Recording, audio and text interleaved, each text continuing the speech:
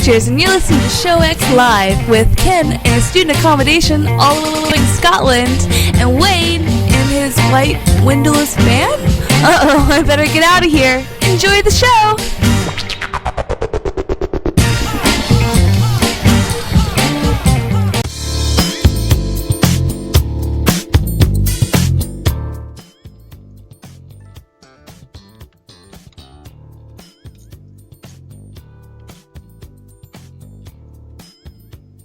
It is 6 p.m.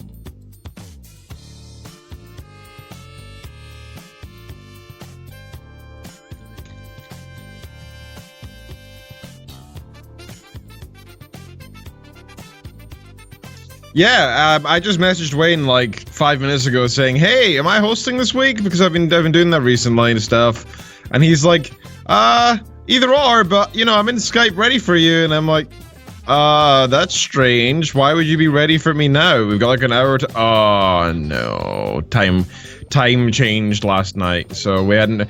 Our clocks went back in the UK by an hour last night, so yeah, it was very lucky that I randomly decided to message Wayne at that time, because otherwise I probably would have just not noticed that the show had started, which would have been a little unprofessional. But we're here, and we somehow managed to make it. Somehow. By pure luck.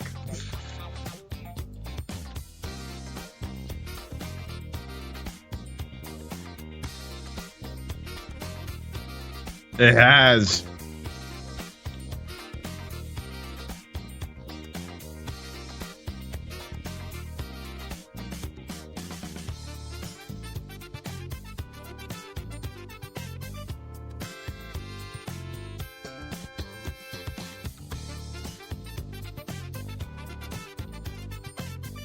Functional deviations.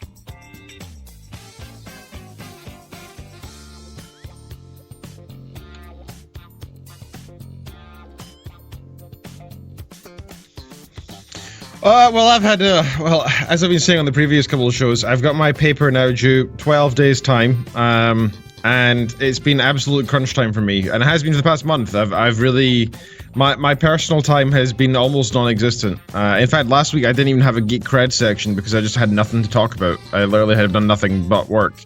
Yeah, it's borderline unhealthy, actually. But,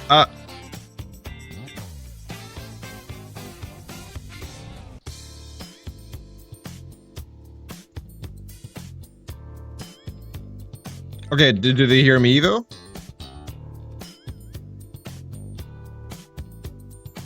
Well, in that case, I shall entertain. Hello, you are listening to Show Eggs on VTDirections.com. We have discussed not very much. We've just talked about the fact that we're here, and it's nice to be here, and we're both happy to be here. And it's been some time since we've both been on, and there's been some technical difficulties, which were unrelated to the technical difficulties we're currently having. They're different technical difficulties, and those are getting resolved right now. But the other technical difficulties are the ones that are to do with the audio-only stuff is not currently working. Just for the past 2 weeks, it's YouTube only. So I'm sure you're all used to it by now anyway. And it's the modern way anyway. Yeah, audio is so few weeks ago. You know, this is the modern approach. So we were going to discuss what we've been up to recently, and I was saying how I've not really been up to much due to the fact that I have no free time. That being said, I did actually do something last night, which was fun. I actually went out and had some fun with my best buddy Graham, who you guys have all heard of before. Me, him, his girlfriend, and my wife, the four of us went out on a sort of double date thing. And we went to, what's it called? It's not the Enchanted Forest. So I went there a few years ago, and that's not the name of this one. It was called the Light Walk or something like that. Let me find the exact name. But in the meantime, yeah, it's basically this big forest that is lit up with lots of different lights, different colored lights, and like music. And you go there at nighttime, and it's like a pretty thing. Generally speaking, it's for kids. But it's pretty, and anybody can really enjoy it. And photographers especially can enjoy it because it lets you try out different things. So I got to play with some long exposure shots. I got to play with some, I don't know what they call it, that sort of long exposure shot where you do a flash for the person in the front, but then you do the long exposure for the backdrop, so that you still have a nice bit of clarity for the person in front. I don't know what we call it though. The place was called the Woodland Light Experience. I had 16 photos that I liked out of the few hundred that I took, so feel free to go look at those on my Flickr or my DeviantArt or my Facebook page. And sadly, I won't be putting any into the art contest this month due to the fact that I have already filled my quota for the current art contest, which is a maximum of 5 submissions, and I've already done 5, so I can't put any more in.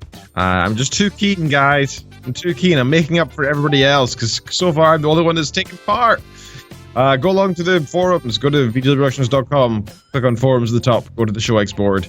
You'll find a thread called ShowX 21st Art Contest. We have 6 themes, which are experimental, Halloween, which is coming up this week, 2 days time, so a good excuse to do some art contest stuff.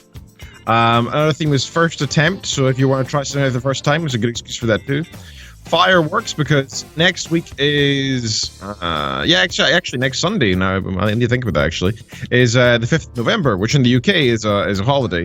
Remember the 5th of November, because it's the remembering Guy Fawkes as he tried to blow up Parliament all those centuries ago, and we burn an effigy, which is a little bit macabre, and we set off some fireworks, and that's just what we do, and so.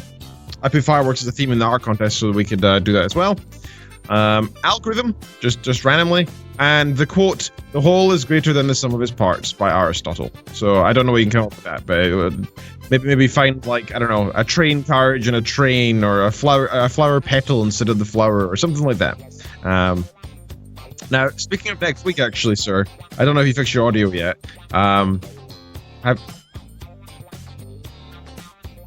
Okay, well, let's do that first before I discuss things with you. Hopefully, yep, now I see me bouncing in the right places. Essentially, the audio profile on it was not where it needed to be.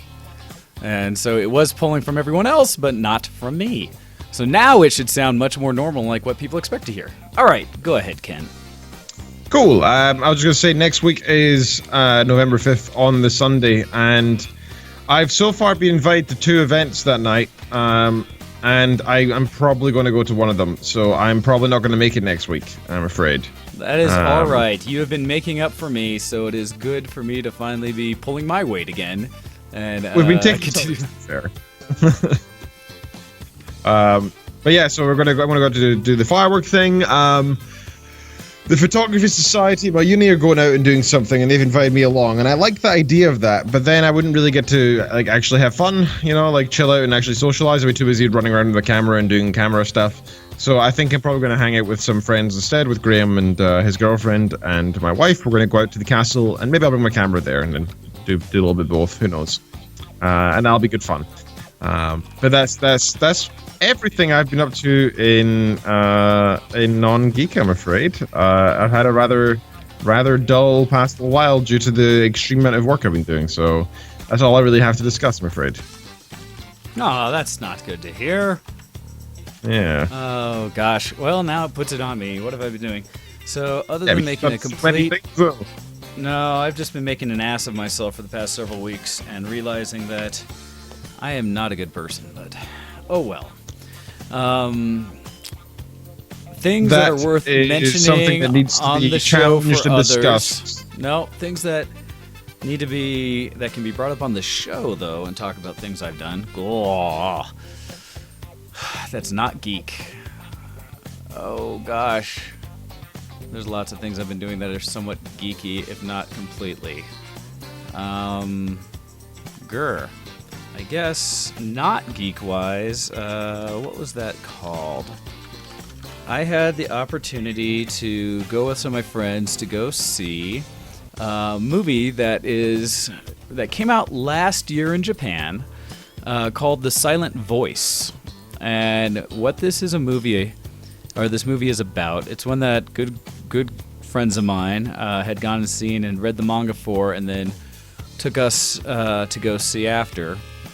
And it's one that is not traditionally like what you would normally consider an anime or such, Ken. Okay, I was waiting for that. It is a pretty in-depth hardcore story about basically a guy at the end of his high school career who has not done well with things and is at the edge of all things. And so you kind of open up to him walking along, coming up to a bridge and getting ready to jump off of it to end his life. Okay.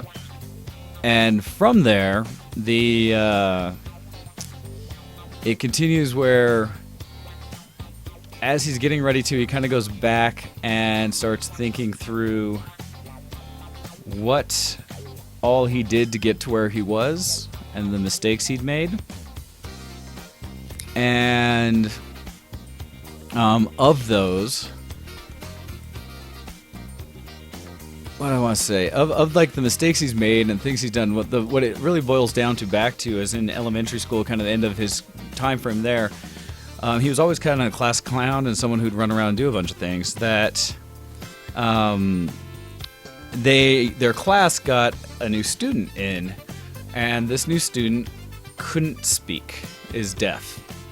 And in doing so, it's kind of weird for everyone out there, and it's been described to me by those who know better that the story tells a lot also of kind of the subculture and text within the Japanese culture. And part of that was that it is somewhat seen as okay, or was at the time, in Japanese culture to highlight or kind of look at someone who doesn't fit in with the norm and to ridicule, make fun of, or otherwise kind of segregate them. Because in doing so, it shows the rest of the group how they should perform and how they should act. Yeah. And that, there's a tolerance for that you can have people bully one person. Well, in doing so, throughout a good portion of his childhood with her there, he started bullying her consistently because he couldn't understand and didn't know how to deal with her, and basically said that she creeped him out. And the nicest girl who spends all of her time trying to just be accepted, essentially, and can't have said that she did anything wrong to incur anyone's wrath. And he's truly horrible to her, does some things that are just kind of like, oh my god, that should never happen. And from there, gets to a point where she's so bullied that she has to leave the class and change schools. In doing so, it comes up at a point where the harassment gets reported, and it has to be dealt with by the school. And when they do so, they look for who's been doing the harassing, and at that point the teacher finally basically says, we know it was you, stand up and do it, because while the teacher wasn't really doing anything to stop it, it was so obvious everybody knew what was going on. Yeah. And then now it was forced to be addressed. So that happens, and when she leaves, the rest of the class, as well, at that point when he gets called out and stands up, he tries to defend himself, saying it wasn't just him. He might have been one of the instigators, but a bunch of the other classmates also were problematic and did things. And they, and so they all turn on him, basically, at that point, saying, no, I don't know what you're talking about. Why would you say such a thing if it was all you? And after which, when she gets pulled out of school, the rest of the class, to maintain that kind of level of it, turn around and start bullying him. No, she's gone at this point. So then they start bullying him. And essentially, the rest of his career through school, both middle school, high school, he is labeled as a bully and essentially is ostracized and has no friends. And is completely, kicked out of the groups and away from everything. And so he's gone through the rest of his high school time frame just hating life, essentially. And now he's at a point where he's ready to end his life. And without really talking or spoiling anything further than that, I will say that it is a really in-depth, touching, and kind of neat story. It is a neat story. Is it in Japanese? So was it sub, yes, dub? This was sub. Wait, yeah, this was subtitled. Okay. And it was, I want to say it was like 2.5 hours long, about. But it's a really in-depth story, and just like how you say, Ken, that you are not into any of the kind of the anime tropings that you sometimes get out of the more cartoonish ones. This is an animated movie that is very much an adult story throughout. It doesn't have any of those kind of oddities that you might get out of some anime that people are used to. And so it's one I highly recommend as a...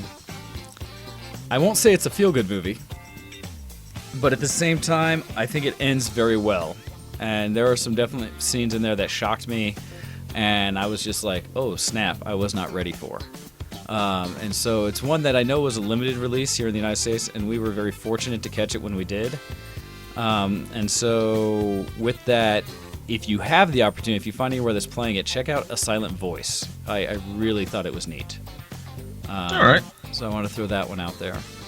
Other than that, I had some good kind of throwback time frames, throwback movies that I got to watch recently, introducing some other people to. Partly it was, let's see, I think as people are leaving. One was, let's see, where do we start? Got to share The Adventures of Baron Munchausen. I don't know if that's one you've ever seen, Ken. No, I've not. Way back in the day. And what's that about? That one, oh gosh, so that one's an old one. It's very crazy, is the best way to put it. It's one that has scenes going all over the place, and it's a story of a story. It starts out, it's essentially in France during a war, and a town is getting shelled out and beaten down by the Turks. And in it, there's a play being held to try to keep people's spirits up. And so in this play, they're talking about the adventures of the famous Baron Munchausen, who is kind of an over-the-top, heroic, fable character doing all these stories that were, like, impossible. And in it, you know, they start telling the story, and there's shelling going on and stuff like this, and some little odd things happening in the town itself, but essentially what happens is they're telling the story, they're showing some of these big things, and then this old guy comes walking in from back to the theater with a dog, all kind of like calling out to the people on stage performing, saying, heresy, heresy, this is all wrong, you guys are doing this wrong, that's not correct at all, that's not the story, and starts saying, no, I know the real story because I am Baron Munchausen, and I will tell you how it really happened. And kind of creates a ruckus on stage, and eventually comes through and starts, you know, some things where they try to throw him off stage and stuff like this. They start to get shut down, but he continues and starts telling a story that essentially continues from where the actors were at, but then focuses from his perspective on what really happened, essentially. And so it starts sharing, like, you know, it starts sharing, no, here's the real stories, and they are kind of fabulistic and huge and ridiculous, but they did happen, and I'm telling you them. And so it goes through, and it does a great segue from the storytelling into, like, watching him go through these stories. And it goes from there, but then it comes back, and so it tells a couple quick stories about in the past and how outrageous it was, but then it brings it back forward because they get shelled out further and kind of shuts the play down because of the bombing, where one of the casts of it's the daughter of the main actor, young gal, Lucy, I believe her name is, as they get thrown to the wind, starts asking him, wait, okay, you say you're the real Baron Munchausen, are you for real? And he's kind of like, well, da da. And then continues on and says, like, well, then you can save us. You should be able to save us from the Turks, right? And he's kind of like, well, da da da. And as they do it, she finally convinces him to say, okay, I'll help.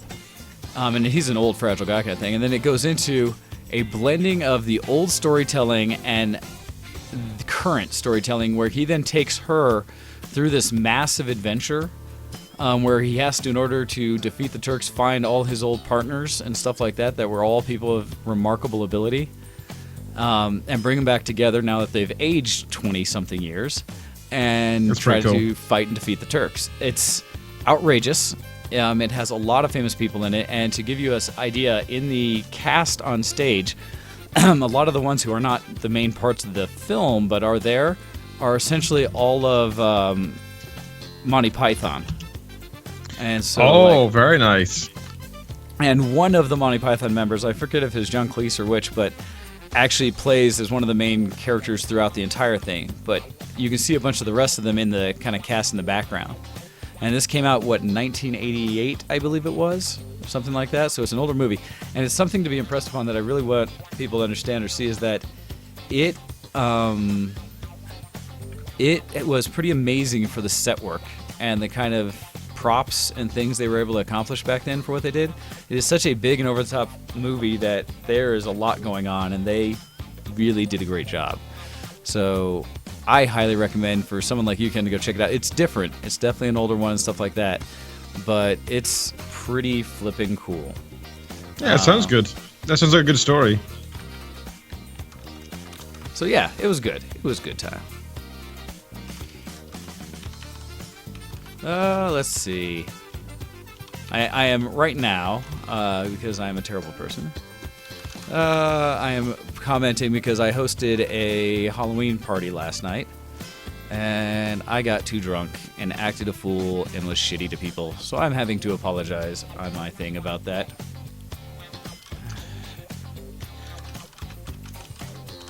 So I apologize to you guys right now, as I feel like I can't wait to do this, or else I'm not even going to be able to think straight for the rest of the show. I know that feeling of guilt, dude. But we all get too drunk and do stupid stuff. The thing is, like, it takes good friends to realize that. So hopefully, the ones that shine through are going to be the ones who understand that shit happens, and people can be assholes sometimes. That's not like you to drink too much. I should probably just not drink anymore. No good comes of these things. So who knows? We'll see. Well, maybe some people are better off not drinking. I mean, it's just I have quite a few friends who I've actually kind of similarly I've had an experience with them at parties and the likes where they've just been unsociable and just I don't really want to hang out with these people when they drink too much. And but that's why I said to them afterwards. I said, look, like, you're still my friend. I just don't want to hang out with you when you're drinking anymore. So we'll just hang out in other ways, and that's fine. Yeah. And it's usually totally chill. It's just like, okay, that's the kind of person that should not be at the parties. That's fine. Some just physically people are different, and mentally people are different. Some people are born with the ability to handle alcohol really well. Some are born with some pure judgment when they drink and whatever else, and it's just the way it is, and it's just something to be accepted. It's I don't think playing a blame game is ever a good thing with this kind of thing. It's just a case of, learn a lesson and move on. That's what it's all about. Yeah, I have many lessons to learn. You'd think, as old as I am, that I would have remembered some things or got better at this. That's the great thing about life, is that sometimes you don't master at the age of 30. You don't just suddenly turn 30 and then you're like, oh, I know it all now. You're always learning, and even with stuff that you think you know it, and then something dumb happens, you're like, oh, I'm still learning, and I'm a bit of an idiot sometimes. That's a good thing. It shows that life still has surprises for you. Huh. Yeah, I don't know how good I am at surprises anymore. Anyhow, I will let that be. Other than me being an ass about everything and having too much alcohol. And melodramatic much, dude. I do believe that the majority of the people that came had a good time, so that's always good. So hopefully that's the case. We'll see. I'm sure it is, dude. And besides,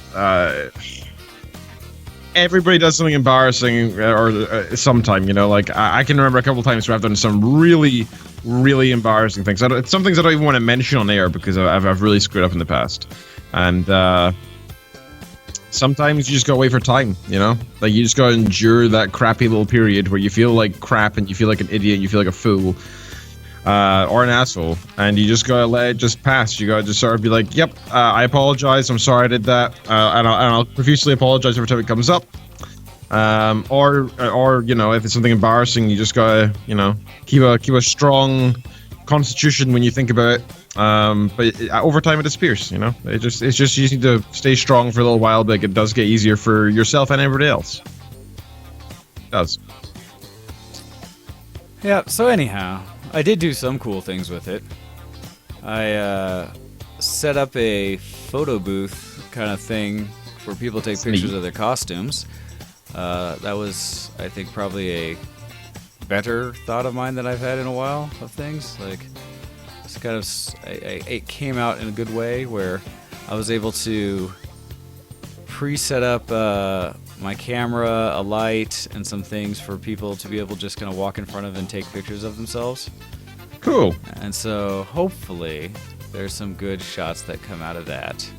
That's a cool idea. We'll see. It was pretty much, I had it kind of like preset, so there wouldn't have to be any other work or thoughts about it. Mm-hmm. It's one of the nicest things you can do for for a party. Is a photo booth means that not only do you get to, you know, provide people with something they can cherish and enjoy for years to come and look back and be like, oh, I remember that was fun because of these reasons and yada yada yada, which is great. But it also means that you don't need to sit there with a camera all night either, and you can go enjoy yourself too. So that's a really smart idea. That was basically my thought behind that, was that if I did it this way, I could just let it run and get pictures of everybody, but not have to be tethered to my camera the whole evening. Mm-hmm. Which I think, for the most part, worked. Nice. I am just at the process where I now have to go through all said pictures and figure out if they, you know, did come out or not and how they looked. But yeah, so hopefully those will end up all right. We'll see. So did that. What else did I do? Was there anything else smart or good I did yesterday? Not really. So how many people did you have around? I don't know. I think it was more. What was it? I want to say like 20-ish or so. That's quite a big party. More. I don't know anymore. There were a lot of people I hadn't seen for a while, which is nice, which equally makes me feel even worse for how shitty I was.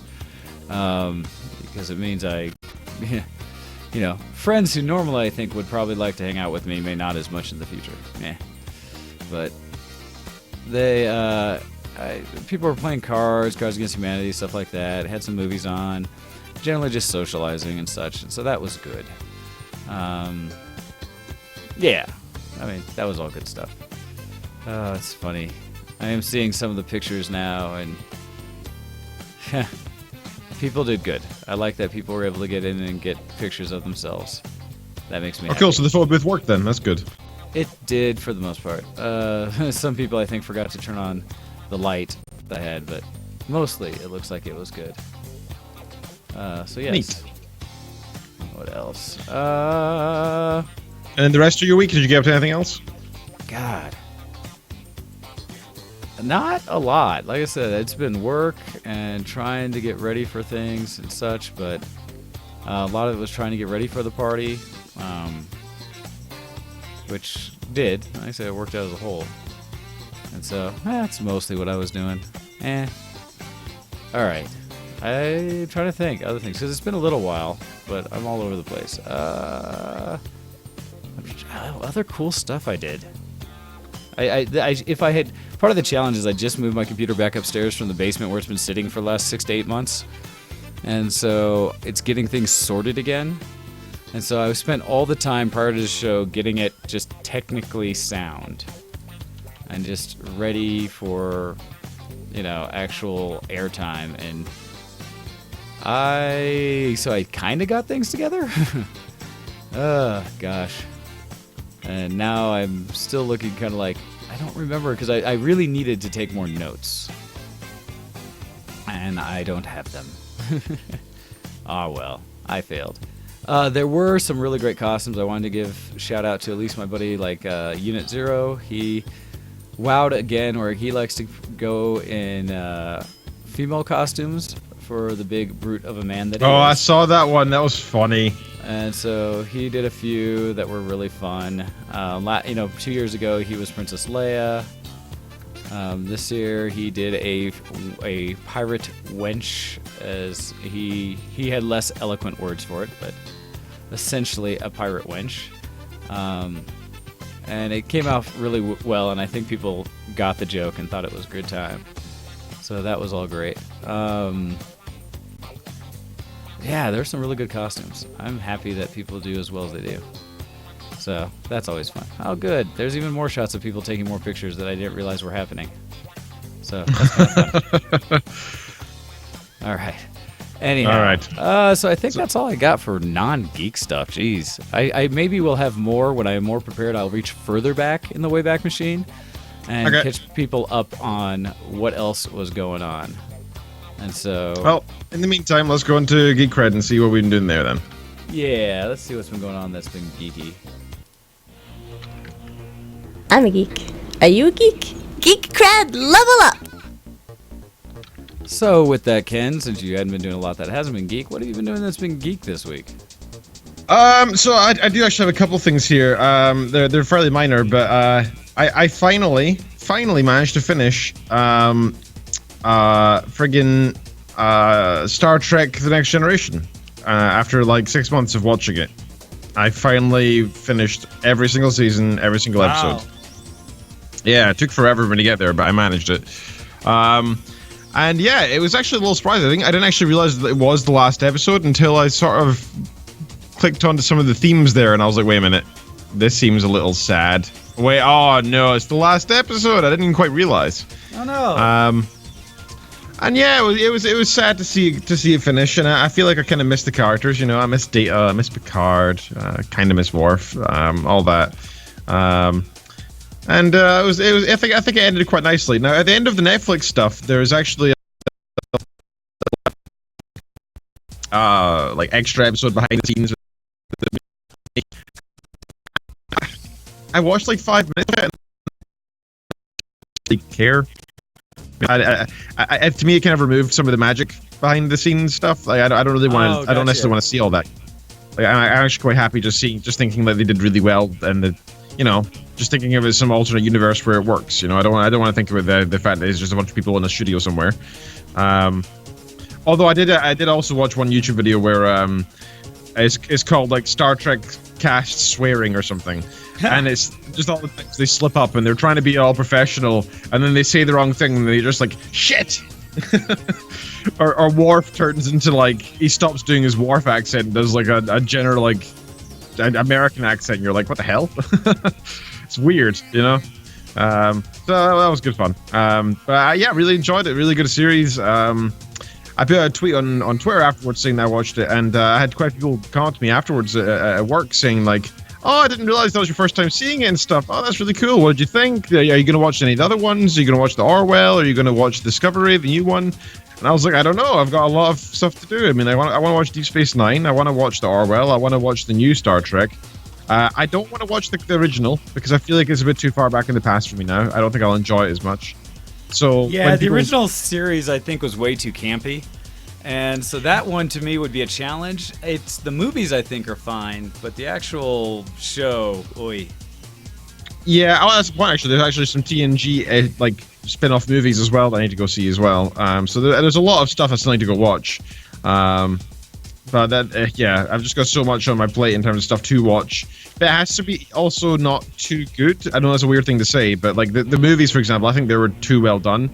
I can't work while it's on because I get distracted. Whereas, gotcha. They're too entertaining.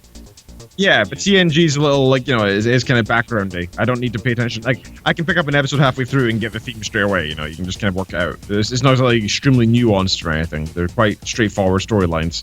Even the ones that are like fairly, I don't know, sci-fi or moving through time or whatever, you can still get the idea pretty quickly. So it's not too bad.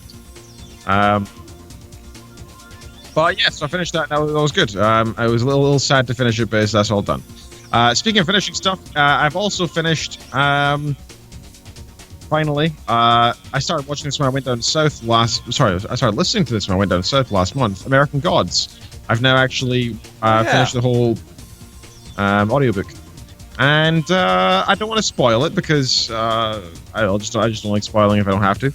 But what were your overall impressions and thoughts of it? Because I did read American Gods. I enjoyed it more before the ending. I'm not going to say the ending's bad, but it just wasn't great to me. It was all right. It was okay. I thought the world was really interesting. I thought that the characters were really interesting. I thought that the sort of mashup between different cultures, different gods, and the fact that he must have pulled it from so many different sources to amalgamate all that together was really interesting. But I don't know. I just felt like it was building up so much towards the big stuff, and then it just sort of let it down at that stage. So I'd say I enjoyed like the first 3 quarters of the book a lot, then the last quarter was a bit mediocre. Yeah, that's always a struggle because it's one of those things that if you know, it starts out strong and you want to do all the things and it's really going well, that I've seen a lot of stories that just kind of, when they start to wrap up, you're kind of like, oh my gosh, did you lose focus? Did you not have a clear-cut idea? I don't know. I think part of it is maybe the fact that I don't really get the American culture sides of it as well.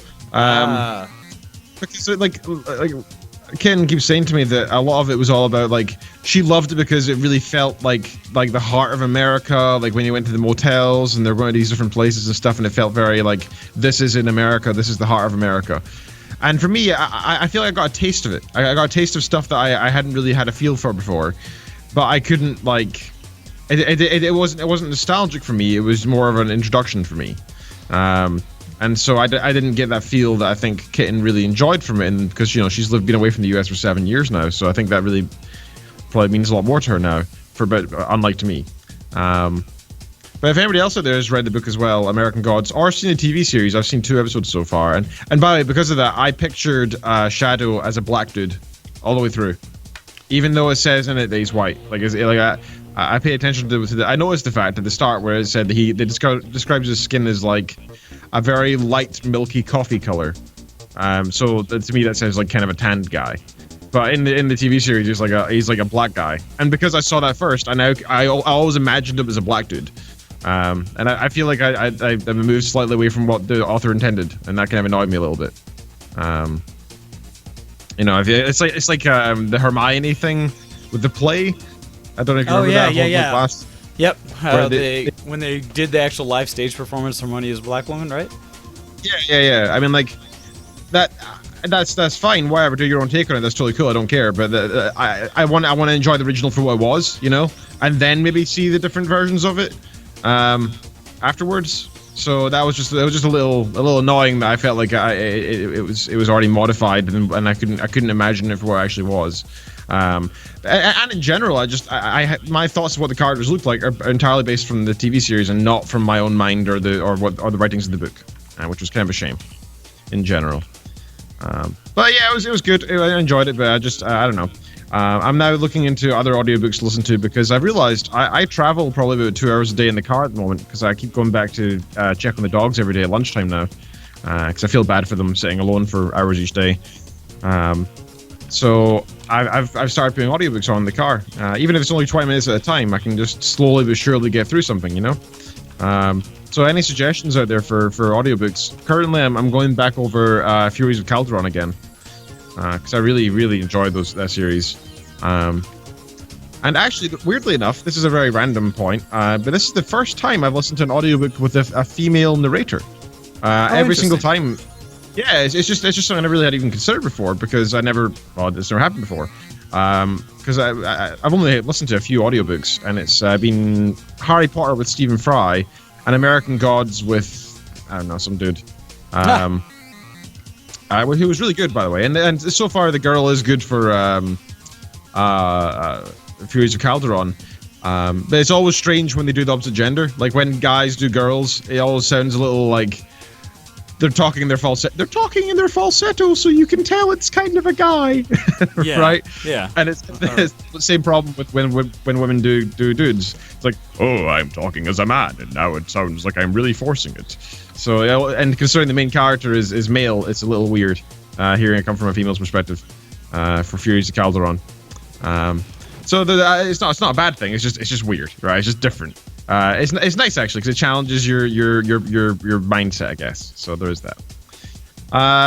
But that's been my week in geek. I'm afraid that's been all I've been up to. Sorry, what have you been up to in your geeky stuff?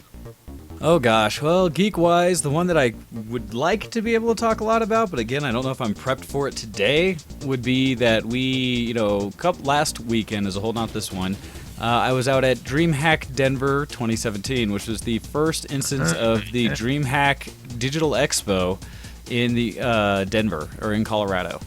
And it's a massive event with with vendors, and for this one, a 1,500-seat LAN party. And all kinds of things happening with it. And like I said, I'd love to be able to really get in depth about it, but I don't know if I have the constitution today to do it. Admittedly, not only did I do the partying and did sleep enough and drank too much all these other things and trying to clean up messes, I am just in general fatigued. Which I'm sure you guys can't totally hear as I've been talking through the show today. No, but it's honestly not obvious, dude. But DreamHack was neat. It's 3 days. They took over the Western Complex. National Western Complex here in Denver, which is traditionally a place where we get rodeos and like bull riding and things like that. And they worked with the venue and turned it into a place for geeks, hackers, gamers, and alike to all come together and enjoy. In doing so, and myself and Pause2142 got together, and we had bought in at founders level into the event, and in doing so, that gave us basically a little bit of behind the scenes action. The people running it from Sweden, the main two guys and some of their other staff, took us around the founders for about 2 hours and showed us how DreamHack works. We got to go and get behind the scenes for like the main stages that they had down in Arena, where they had 3 main stages set up for Quake. Was it Quake Arena or Quake Champions or something like that? The new free-to-play version of Quake that you can get online. They had Halo going on in one part of it, and the other one was, CSGO. And they were having massive tournaments from that throughout the week, and that you go and sit into the stadium seating and watch it. It was neat from the behind the scenes because you could see all the systems, computers, and like engineers they had running to get the whole show and production going. Showing us the people that are on live streaming out their social media, to people that were running the actual production to show which camera, which angle, which in-game shot, things like that. The person doing just audio mixing and all that. The real production behind building a live streaming event that's that professional. And so we got to see that. We got to see how they had the broadcasters behind the stage on the CSGO and the Quake Championship ones, where they actually had a sound stage set up with lighting and a little stage that they stand up. So whenever you watch one of those streams, the people sitting there talking, we got to see where they were at like that. And again, all the crew working with that. So it was really neat to kind of get back there and see what was going on. The Founders bit also was slick because they only do a limited run of Founders for each location they go, and they only do Founders the first time they go to that location, that city. And so they only release like 50, I think, tickets as Founders. And so we got in on that, and so we'll forever be considered Founders for a DreamHack event. Nice thing about that is we always get like the first emails and stuff like that letting us know when next events are happening and things. Cool, so you get first dibs at any tickets, etc. as well. Essentially, yes. So we'll always be on the forefront of all of that. And so it's that'll be fun. I'll be curious to see what that'll translate into going forward. Hopefully good things. And like I said, it was neat to just kind of see more about what was happening and how it all worked. That was a really cool part of it. That sounds cool. Yeah. Very neat. Yeah, so that was really cool. Let's see, what else? Did you get any cool swag while you were there? So basically what I bought, coming with my package, I got the hoodie that was there for any of the BYOC people, the bring your own computer gaming ones, that had a premium or above type account. So with that, got premium seating. What was nice is they had they also had to do some work on the venue itself just to make it happen, because they, like I said, this is a place for cowboys. One of the things we got I'll go from the package we had. The premium seating meant I got a bigger table than some people, an extra foot or so. That can be a huge difference, though, one extra foot when you're setting up a rig. Well, and it made it so I actually was able to bring all 3 of my monitors.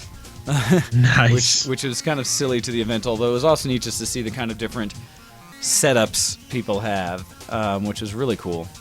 Were there any crazy ones?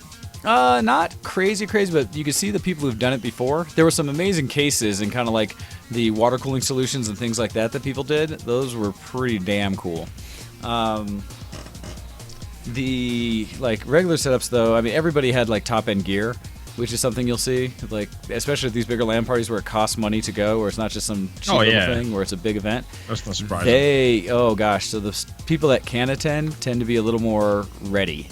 And they bring rigs to show off. Mine was very sad. I mean, the people liked my monitor setup because I have it on my, end of table stand that it should be on the back of a desk, and I built a mini table for it, essentially a big monitor stand, and then have all 3 attached, so I could move the whole rig together. And so when people saw it, they were impressed. They looked at it like, oh damn. But that's kind of it.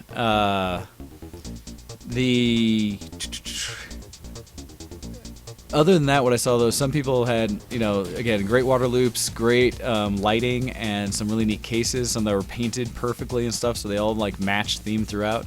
Some of the other things I saw was a couple of people brought shelves, and what they did is they set up a shelf setup system on the desk where they actually put their computer case up on top of the rig, and then their monitor and keyboard below it to maximize their desk space, how much distance they had between where they were gaming and where their monitor was. That was pretty slick. I think we all looked at it and said it was awesome, but excuse me. But we also were a little leery of doing something like that. We're putting our big heavy computers up on a shelf above everything. Gosh, if anything could get knocked, that would be it. Pause. Yes, he's saying his rig. He had brought a laptop to make it a lot easier for him to travel into town from where he's at and then game. So that was nice. Gosh, yeah, no. So the gaming part was it was neat. It was a really good setup. Yeah, it must be a lot of fun. So is there any modern games being played that support LAN specifically, or was it all internet based, do you think? I want to say that everything we did was actually internet based, and to support that, one of the things that DreamHack also did is they worked with the venue, as I was talking about before and didn't finish. The venue was set up for rodeos and such, so the thing about rodeos is they don't really require a whole lot of IT. No. And in that, it was interesting because the venue was not set up for being able to do this. And they worked with the venue to say, here's our requirements, here's what we're going to need to do it. And the venue was very amicable to saying, we'll do whatever you want, which is part of the reason they chose this venue. And so in doing so, they worked with one of the local ISPs, and they ran a 10 gig fiber channel out to the venue, where they actually had to supply and dig their own 5 miles of fiber to get it out there. Oh, man. Yep. I'm surprised that was enough, actually. I thought 10 gig sounds like a lot, but for DreamHack or something, you'd think with the vast bandwidth issues. They talk about in Sweden, when they normally host their big European events, they try to get 100 gig connections. And so, 10 gig is nice and very good. They usually get trunks, essentially dropped to location. This was the best they could do at the venue, and one of the challenges they had is that the way it was set up, they only could run the one fiber. And so where most venues, they'll have bundles. And so if there's any challenge, they have backup, essentially. More channels, and so one drops, you still have other ones you can run. And this one, they basically didn't have any room for backup. And so if anything had failed, that would have been it. And the event pretty much would have stopped. Because that traffic, the 10 gig was enough, and they said they were really only using about 6 of it total. But that was for all of the gaming. That was for all of the professional running, all those games. That was for all the people downloading and updating their Steam games. And all of those various things. Well, and I think they did. I didn't really check because all my stuff was, I think, updated ahead of time. I think they had caching servers running, which would make sense. It'd be smart, so that you just pull it from the one cache server. That would make sense. Multiple. But I don't know for sure. I never tested that one. The thing that they did do, though, is to the desk, and this, I don't know if this is across the board or the whole venue, but at least us in the premium, we all had gigabit internet at our desk. And so I did a test, and that before everybody else got on, I had like 800 megabit down and something like 650 to 700 up. Which that's actually, so fast that your hard drive couldn't keep up. It was enough that I was disappointed heavily that I couldn't do the show from there. That my rig freaked out on me, because I was really looking forward to being able to do all the streaming, all of it all at once, and have it live right there from DreamHack, which, man, so disappointed I didn't get to do that. Let alone other things. I've had a very roller coaster set of weeks as of recently, and so big ups, big downs, and probably all self-inflicted. But that one was rough because essentially I did a Microsoft Windows update that middle of the night, that when I shut off my computer came back on, it had disabled all of the USB devices on my computer, meaning I could not use my mouse or keyboard, which makes it very hard to log in, do anything, or even work with your PC. Yeah. And so I was going to run home and get a PS2 keyboard and bring it back and then fix it, except that I had also then realized that the night before I had dropped my keys and could not find them. And so I couldn't even get into my vehicle. Shoot. From that, though, thankfully I did locate them later, but they were unavailable for a while, so I had to then get them before I could do anything. By that time, it was past the entire event, and so I had kind of missed my entire Sunday of doing anything. Oh, dude, that really sucks. Again, things I did to myself. And so... No. That's a shit happens kind of scenario. You can't really blame yourself for that. But thank you very much for Ken for picking up the slack and being able to do the show. I'm glad we worked out with you having keys and stuff, so you can at least run it now. Be ready to go. So or the video at least. Yeah. Well, audio's currently still jacked, so I don't know what will be needed to fix that.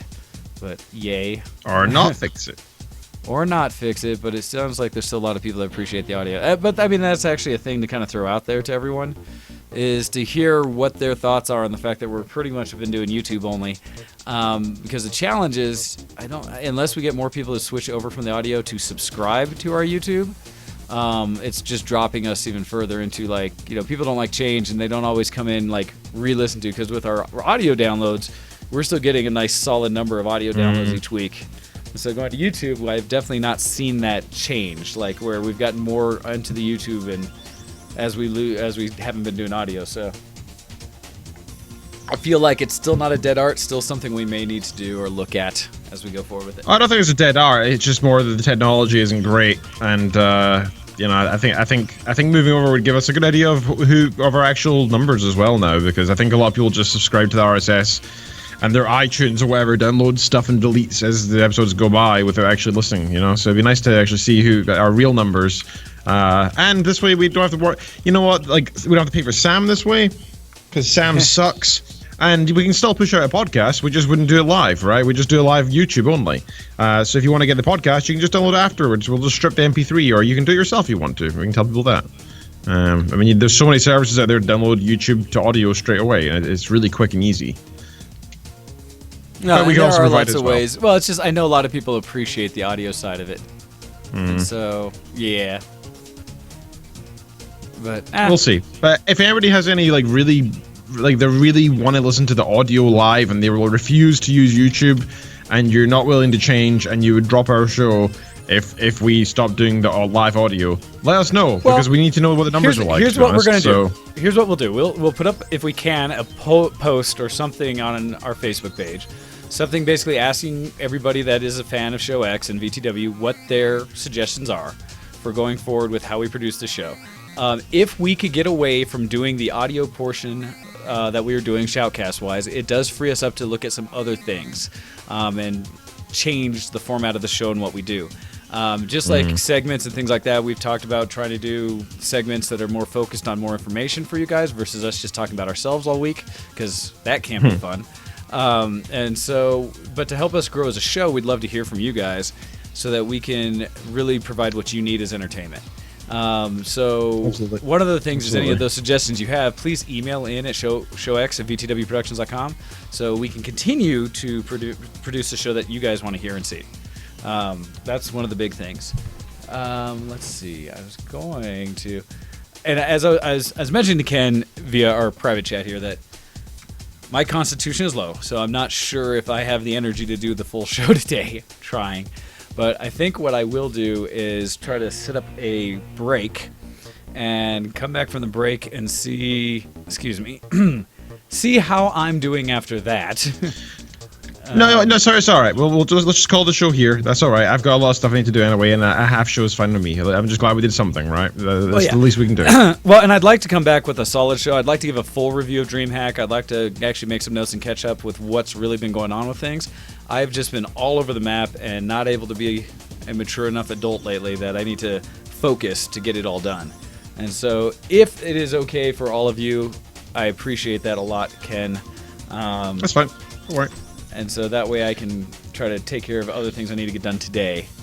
Yeah, real life comes first, dude. Real life comes first. Hey, we got a show out at all, and that's a good thing. So that's great. Well, we'll be back in full strength next week. Well, minus me. Yeah, I mean, it'll mean me doing a lot more research and be ready to hopefully bring it on. Maybe I'll interview someone else or bring someone else on to kind of make it more entertaining yet again. So. All right. Last thing then, make sure you check out the art contest, folks, because we do need more submissions in there. I'm getting slightly deflated by the lack of the submissions. Oh, no. So please, I have some that I will throw in there, and we need to post it on the Facebook stuffs again. So hopefully we will get those in there. Yeah. All right. Thanks very much for the show, everybody. You've listened to ShowX on VTWProductions.com. You can check us out by going to VTWProductions.com, going to the forum at the top, and go down to the ShowX board, and you check out the art contest there. You can send it emails to showx@VTWProductions.com. Check us out on Facebook by going to Facebook.com and searching for ShowX. Check us out on Twitter by going to Twitter.com and searching for GoHex, searching for DocDead, and searching for VTW ShowX. You can also find us on Patreon and support us there as well. Patreon.com/ShowX. Minimum of $1 per month is much appreciated, because all that money goes into maintaining our software, hardware requirements, and any other stuff we need to keep the show going. And you can, I think that's everything. Yeah, okay. You listen to ShowX. Thanks for having me on the show, buddy. Hey, thank you for putting up with me, and I will catch you guys next week as I hopefully get back in sorts and get things going. And with that, thank you guys all, and we'll catch you again next time. Goodbye. See you in the next zombie. Good night.